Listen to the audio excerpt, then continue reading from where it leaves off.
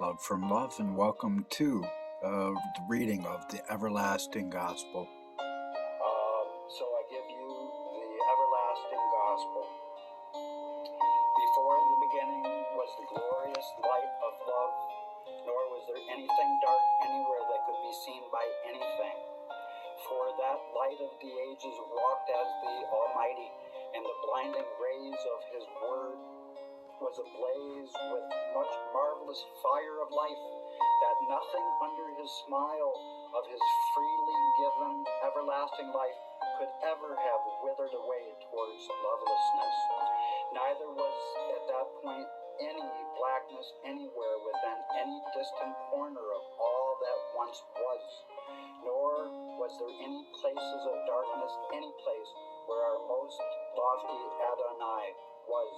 Even the nothingness of some distant shadows couldn't exist around their unending presence, which filled up every space within all infinity. For the brightness of our trinity of faith, hope, and love could never be hid from any uncreated creation, which was still but a thought in the mind of Jehovah Nissi, the banner of love, and kingdom age peace that now arises as foretold in Isaiah 60.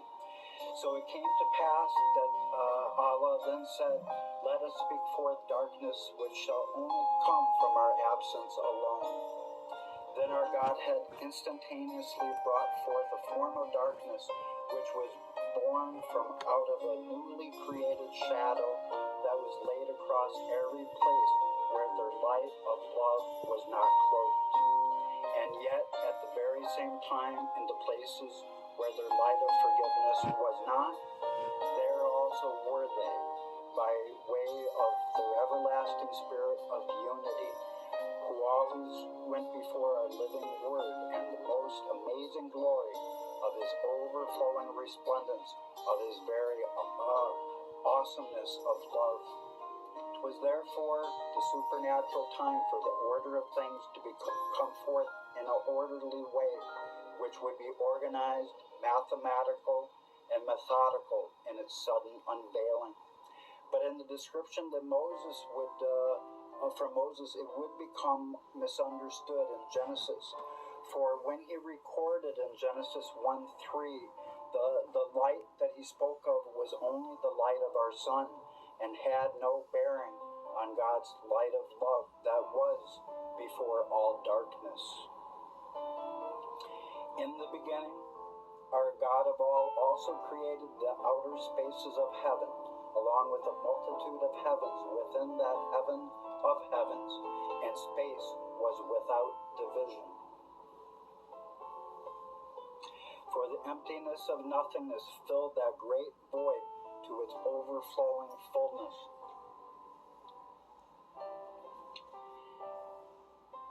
Nor could any more space be contained within its endless borders, which reached out towards the farthest places where the spirit of love was, from the time before everlasting ever had a chance to come forth. And the Word of God had complete control over all as our Ancient of Days. And as he worked his miracle of creation, heaven's space within that vastness of space was without substance, and gross darkness was upon those unseen places. Then the Spirit of love moved across all of that darkest space, when Elohim said, "Let us now create distant lights in diverse places." And within but a moment of a moment, everything unexpectedly imaginable came forth in a very loud bang, and that explosive word of creation never returned void unto our carpenter of the ages, whose rugged hand built everything that he imagined. Nor was there anything yet made that ever could have heard that great boom of creation. Then with all authority, Jehovah Rapha, our kingdom age healer, then spoke to our Messiah Jesus, as his Spirit of glory accomplished creation, as his living word gladly did say.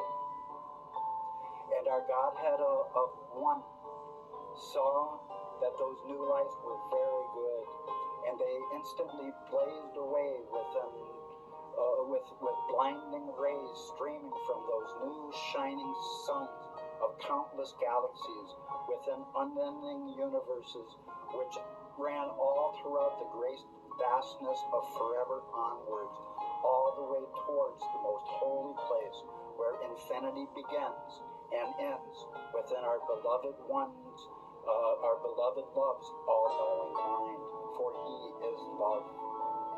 And it came to pass that our Most High God then called the remarkable light of those distant stars illumination. They were fiery places where the blackest black holes would eventually go. So it was then the moment when our Trinity of One looked far and wide over everything they had done, and they were very glad. 'Twas also the invented hour of wonder when time itself came forth from out of the absence of many ticks, from where no clocks ever talked before. Christ was overflowing, and God then said, "Let us fill the heavens with great diversity, with nothing being as another."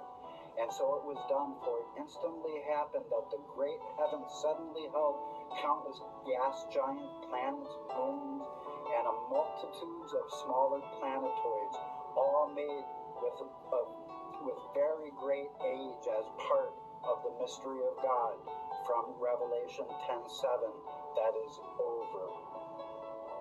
Even some asteroids, comets, and meteors came forth as shimmering falling stars, so all of creation could make heartfelt wishes as all of its rocks began crying out.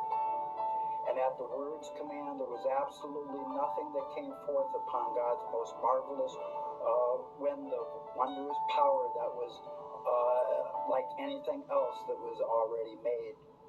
And this is continued in my free word of love for those emailing me at armageddon.owsley@gmail.com. And Love from love, hope from hope. I hope you've enjoyed this rendition of the everlasting gospel. One of the first things I recorded.